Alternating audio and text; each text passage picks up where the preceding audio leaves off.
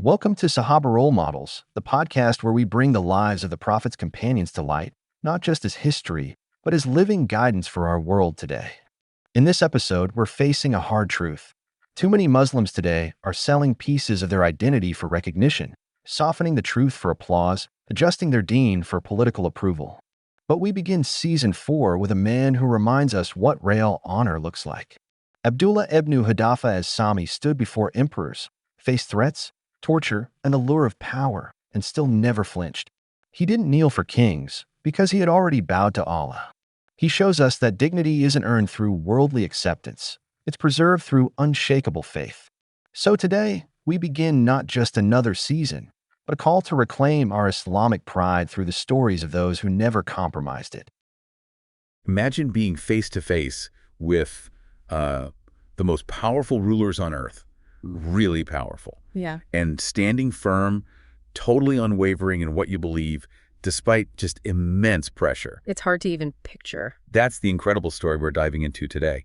It's all about Abdullah ibn Hudhafah as Sahmi's encounters with kings, based on the historical accounts we have. Right. And Abdullah, he's someone who, well, he might have just been lost to history, really. Exactly. If it weren't for his just absolute conviction, his faith.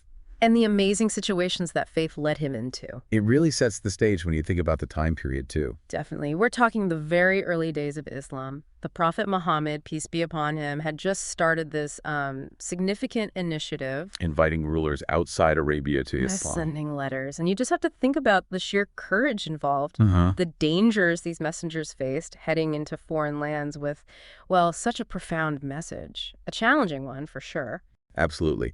And for this deep dive, we're really focusing on Abdullah ibn Hudhafah's experiences with two giants of that era. Khusraw Parvez, the king of Persia. Right.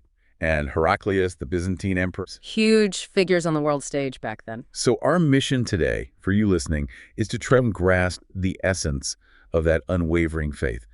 What does it really mean to put your beliefs above, worldly power, comfort, everything else? And Abdullah's encounters, there's such a powerful demonstration of exactly that. Let's start with Khusraw Parvez, the Persian king. Okay. So this happened in the 6th year after the Hijrah. That's when the Prophet Muhammad, peace be upon him, decided to send out these letters. A major decision. Oh, absolutely. It shows how important the Prophet, peace be upon him, felt it was to get the message out, universally, not just locally. And Abdullah ibn Hudhafah, he was one of the ones chosen for this. Yes, part of a very select group. Just 6 companions were given this task initially. And Abdullah's specific mission: deliver the letter directly to Khusraw Parvez, the king of Persia himself. Just think about that responsibility on one person. And the journey. Yeah. It wasn't easy. He traveled alone. Across mountains, valleys, all the way to Persia. It really says something about his commitment, his courage, to just set off like that solo. So he finally gets there, stands before the king. Yeah. What was that like? The scene? Well, you can imagine the contrast. Khusraw draped in opulence, wealth, power, total authority. Yeah, the whole royal court scene. Exactly. And then there's Abdullah, likely, simple clothes, a traveler. But the accounts say he carried himself with dignity. Completely. Despite the obvious difference in worldly status, there's this description, something like, the honor of Islam burned fiercely in his breast. And the power of faith pulsed in his heart. Yeah, I remember reading that. That inner strength, that deep conviction, it was crucial for what happened next. Because when he went to hand over the letter, Khusraw signaled for someone else to take it. An attendant, maybe? but Abdul refused. He stood his ground. He said, basically, no. The Prophet Muhammad, peace be upon him, told me to give this to you directly, and I won't disobey the messenger of God. Just like that, to the king. It really shows his priorities, doesn't it? Obedience to the Prophet, peace be upon him first, the mission's integrity. So the letter itself, how did it start? It began with that powerful invocation. In the name of Allah, the Beneficent, the Merciful, from Muhammad, the messenger of God, to Khusraw, the ruler of Persia, peace on whoever follows the guidance. And Khusraw's reaction? Immediate and pretty violent. He was furious. Why? What set him off? Apparently, it was because the Prophet Muhammad, peace be upon him, didn't use all the fancy titles, didn't put Khusraw's name first, maybe. He saw it as a huge insult. An ego thing. A massive one. He grabbed the letter, tore it into pieces. Just destroyed it. And shouted something like, "How dare he write to me like this? He who is my slave." Utter arrogance. And Abdullah, witnessing this disrespect to the Prophet's peace be upon him message.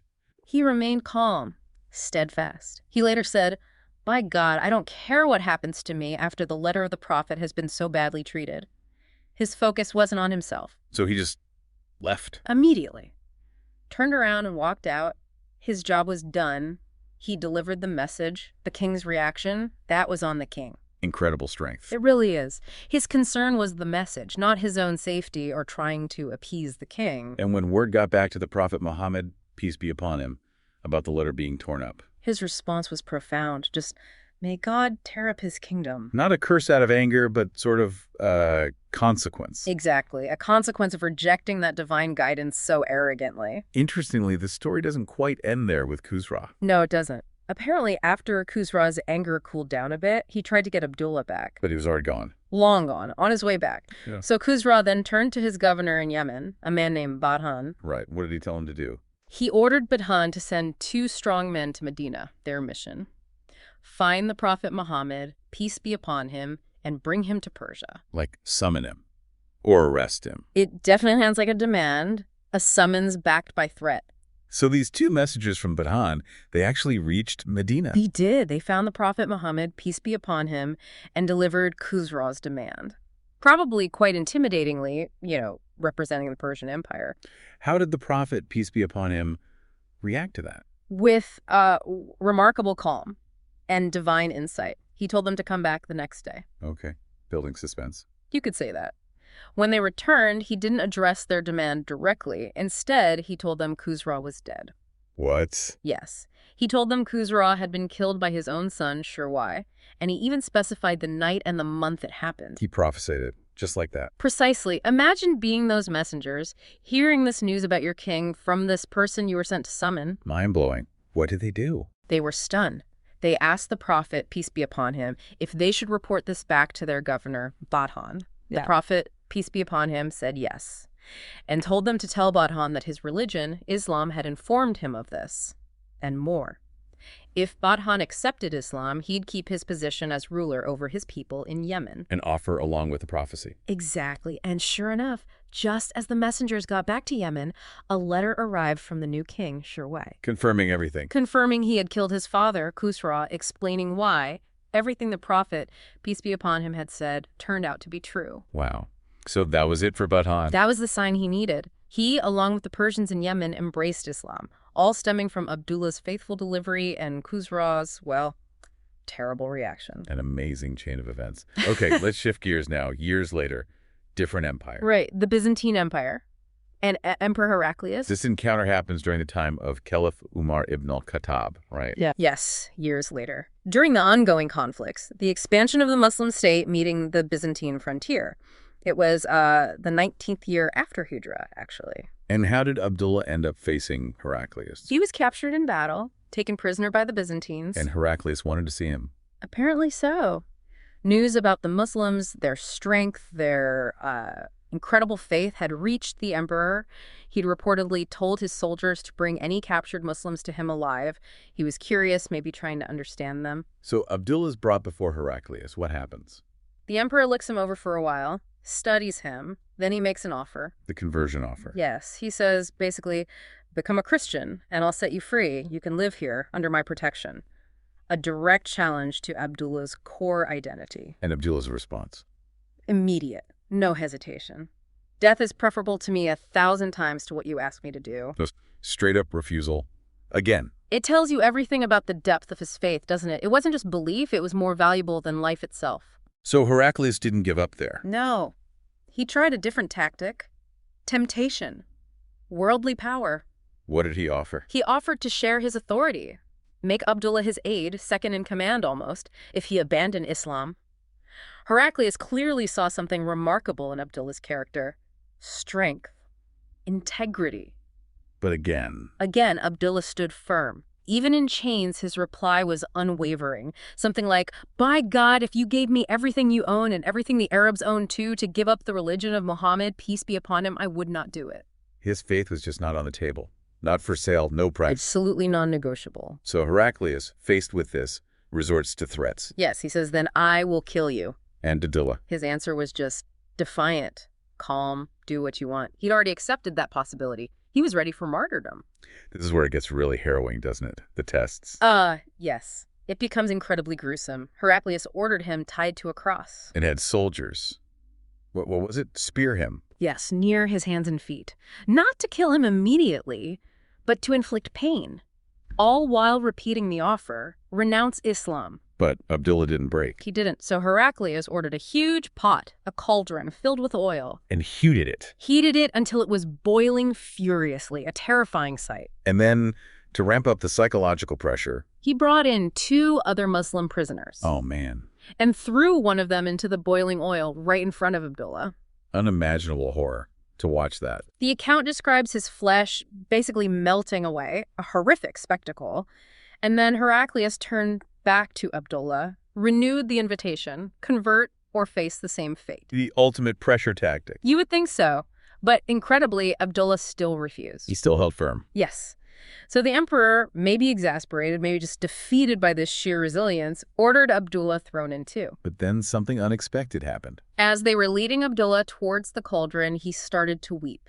Tears were seen. And the emperor saw this. Yes. And he likely thought, finally, he's broken. Fear has taken over. So he stopped the execution. He ordered Abdullah brought back immediately, thinking he'd finally won. He pressed him again. Embrace Christianity. You hesitated. But Abdullah... Astonishingly, Abdullah refused again. So why the tears? The emperor must have been utterly confused. Furious and confused, he demanded, "Damn you. Why did you weep then?" And Abdullah's reason. This is perhaps the most powerful part of the story. Abdullah explained he wasn't weeping out of fear of death. No?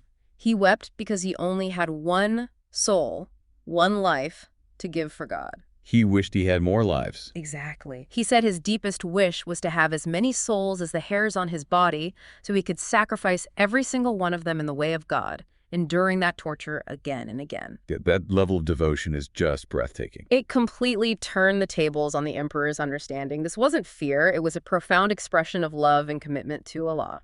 So Heraclius, what could he even do after hearing that? It seems he was genuinely impressed, perhaps even moved, despite himself. He made one final, very different kind of offer. What was it? He asked, "Will you kiss my head? If you do, I will set you free." Just kiss his head.